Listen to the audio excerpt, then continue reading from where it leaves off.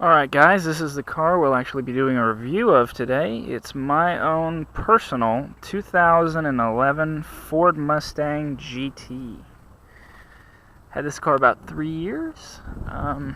Still looks pretty damn good for being 3 years old. Black 20-inch Foose rims. Kind of a bullet style retro throwback look. There she is. Let's get cracking. Alright, here we go. First YouTube video, and I'm going to be doing a review of my own car. A 2011 Ford Mustang GT Premium. With some added goodies. So without further ado, let's get started.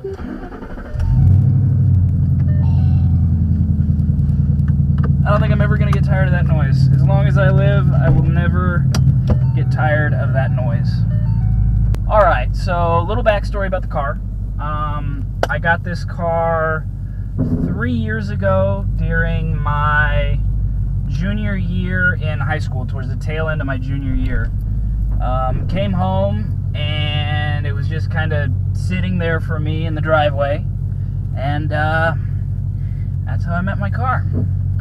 But before that, we actually went, me and my dad actually went and looked at this car at in Sierra Volkswagen, and we hated it the first time we saw it.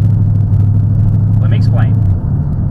The wheels that I have on this car were scuffed to hell. They were scratched, they were like beaten, chewed up, and it took so much away from the car. And we went back about 2 weeks later and looked at it again just to give it another chance. And they had the wheels refinished, and the car looked absolutely fantastic. I mean, with these wheels, this car looks absolutely badass.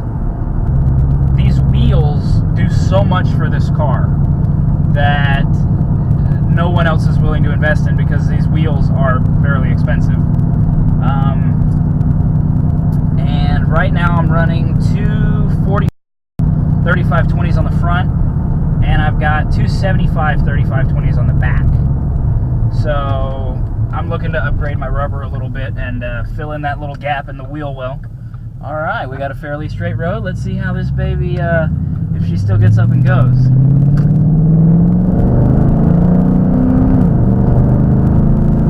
Yeah, she still goes. She still goes. That was about half throttle. That was not full throttle. The reason I'm hesitant to go full throttle in this thing is because the rubbers on the back are a little getting up there. They've got 30,000 miles on them, and they're summer performance tires. They're the Nitto NT555 or NT, whatever they're called. I think Extreme Contact. But yeah, these tires have been great. I highly recommend them. The road noise, they're a little noisy, but I mean, they still grip like you wouldn't believe for tires that have 30,000 miles. Car rides smooth. There's no rattling coming from anywhere like you get in a lot of Mustangs. Partially because I took damn good care of this car, and I do take damn good care of this car. Yeah, usually you get rattling in here, you get rattling up there. I mean, keep in mind, this thing has 104,875.4 miles on it.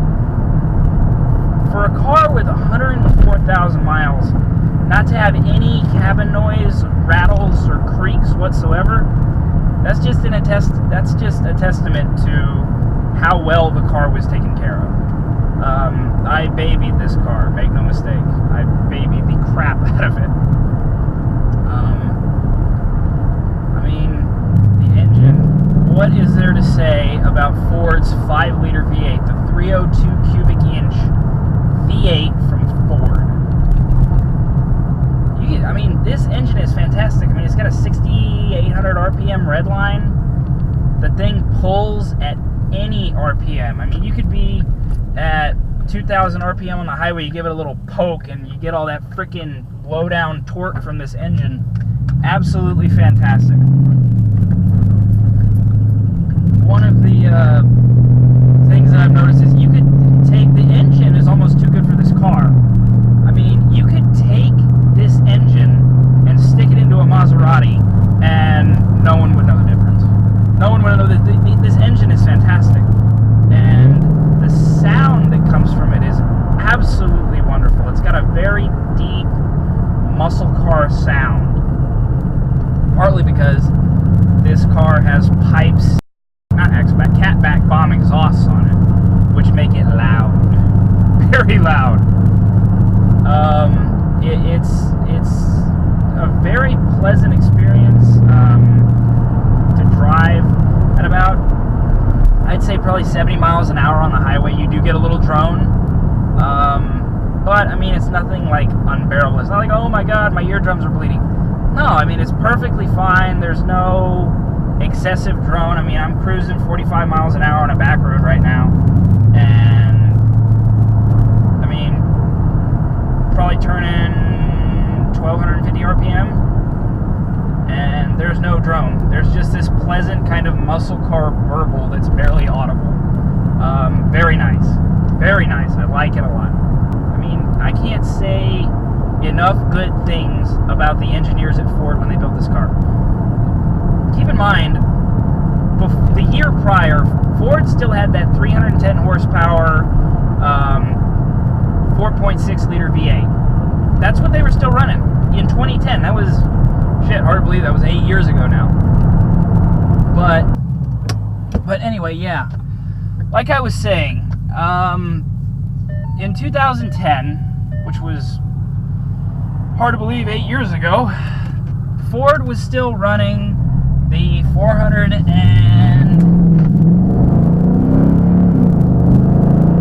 didn't have that much power. Not even close. That was quarter throttle. Ford was still running the 4.6 liter V8, which is a great engine. Don't get me wrong. I'm not ragging on pre-2011 guys, but it just did not have enough power. It was a Stone Age engine. It was old. And it only produced 310 horsepower. When Camaro has the 6.3 liter V8 that cranked out 430 some odd horsepower, 420 some odd horsepower. Ford needed to compete. I mean, the car, the 2010 Mustang was great. It was a great car. Sounded fantastic. That 4.6 sounded really good. But it didn't have the power. So they upped it to 5 liters. And the 5 liter V8 produced another 112 horsepower. It went from 300-ish to 412. And Motor Trend dynoed this thing from the factory, and it dynoed at 435 to the rear wheels, I think is what it was. Or it might have been 435 at the flywheel. Not 100% sure. I am almost positive it was 435 at the rear wheels. So that is a lot of power. The engineers at Ford do more with less. 5 liters versus 6.3. This engine pulls better. It kicks the same year in the ass. End of story. You can say all you want. This thing was 1/10 of a second off of a BMW M3 of the same year. The Camaro could not keep up. And Challenger guys, let's be honest, your cars are fat dogs. That's what they are. They are overweight, the engines are made of fucking pig iron, and you just can't hang. You try to, I mean, valiantly, but you can't. Now you have that 707 horsepower Hellcat and you think that you rule the universe. It doesn't go around a track. And people, the Mustang has evolved from this car greatly from this car. This car is a performance car. It's geared towards performance. It's not geared toward luxury. I mean, these cheap plastics in here.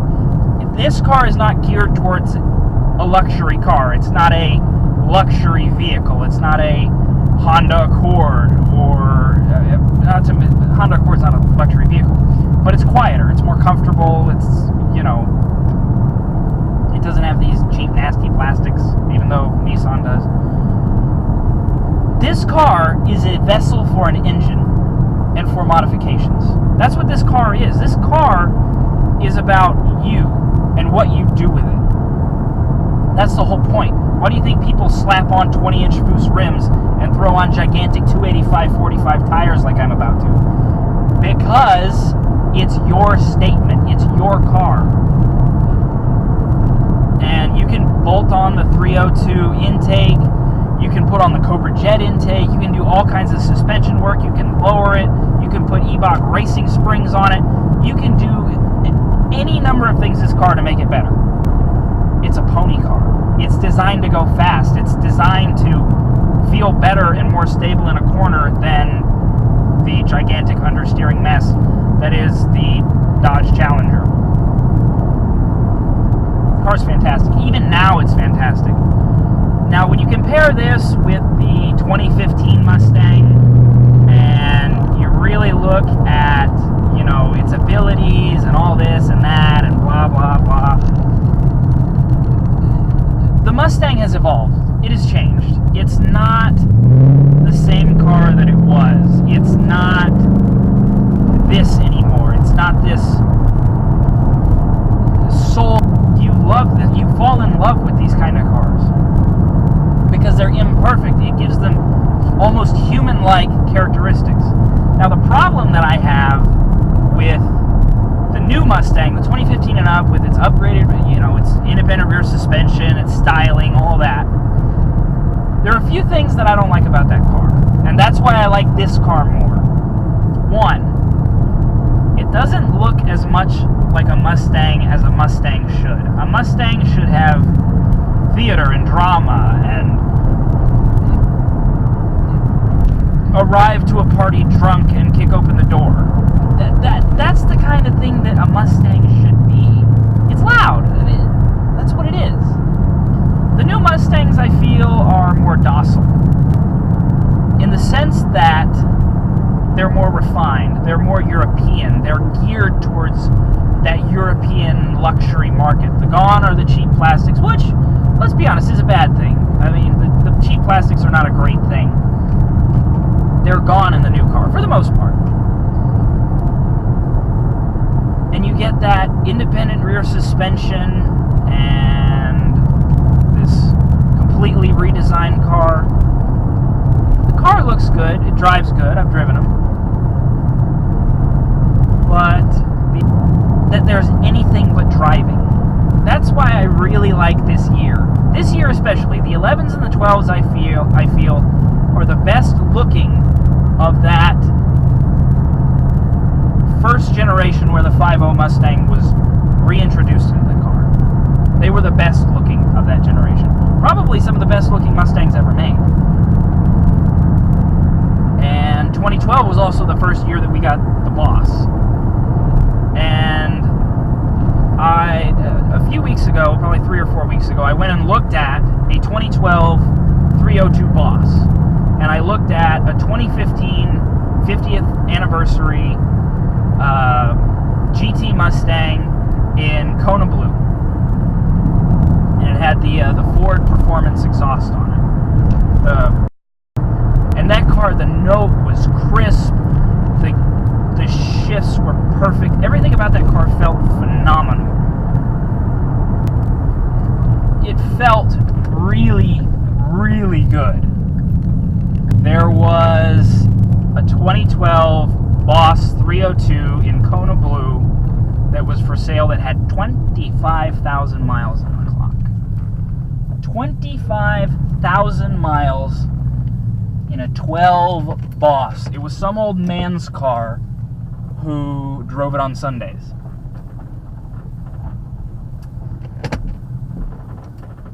And I ended up test driving that car.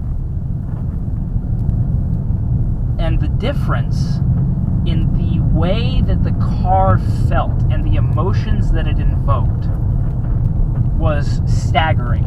I was laughing like a giddy idiot when I drove the 12, the Boss. I felt good when I drove the 15. I felt like I was driving a race car in the Boss. The Boss, I mean, that engine revs to 7,500 RPM, and it looks mean and nasty, and it sounds mean and nasty. That's why these years, if you're going to get a Mustang, and you want a real Mustang, you want something, not to diss the new Mustang guys, their cars are wonderful. I like them. But would I trade this car to get a 15, a regular old GT, or a GT Premium? No. Without a doubt. Absolutely not. Would I trade this car to maybe get a Boss 302? Maybe. Maybe. Because, I mean, that car is fantastic. It's wonderful. But would I trade it for a regular GT 350 in lightning blue with black racing stripes? Probably. This car is wonderful. This car feels fantastic. Sure, you got the solid rear axle that, you know, you bounce a little bit. And sure, it's an automatic. And sure, it's old and has 104,000 miles. And I can't think of a better car for a guy in high school or a guy in college who wants to go fast and have a good time. There's no better car. There's no better symbol of teenage and young adult freedom than a Mustang, especially the 11 and the 12, because now they're starting to get a little cheap. Not really cheap. I mean, they're still 20 around where I am. One with 50-something thousand miles. There was one for 16 for sale the other day. These cars are desirable. Very desirable. More so than the newer ones. Why is that? Because they're Mustangs. This is a Mustang. This is an unadulterated 5-liter engine stuffed into a car with a solid rear axle and 50 years worth of history saying, damn it, Ford, we are going to do this. And they did it. I mean, listen to this freaking engine, man. I mean, it pulls everywhere. It pulls all over the rev range. There is no better muscle car engine than the 5-liter V8. In my opinion, the 5-liter V8 with the Boss 302 intake is one of the best setups you can have. If you have enough money to put a Boss 302 intake on your car, do it. Do it. Don't ask why. Well, you should ask why. Higher RPMs and better airflow to the engine. The intake manifold is fantastic. Now, cattle guard.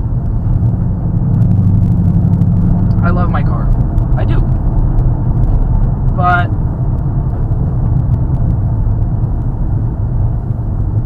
when you drive the Boss in relation to this, you realize the Boss really is a performance car. It's upsetting. Okay, let's roll down the windows and get a little acceleration run real quick here. I'll put it in first for you guys. Let's go.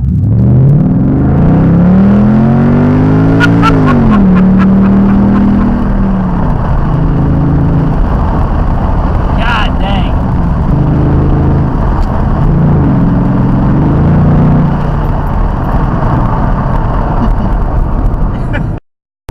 Oh shit. Who's ever gonna get tired of that? No one. The power is intoxicating. It's always there. It's always untapped. Probably next review will be up in a few weeks.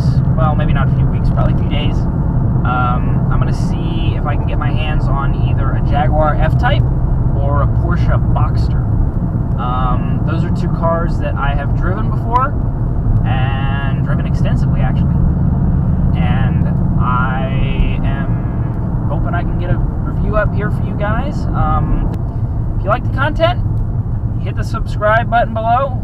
Greatly appreciate it. Trying to get this channel off the ground. and we'll see where we go from there. All right, till next time. Thank you very much, and good night. I just shamelessly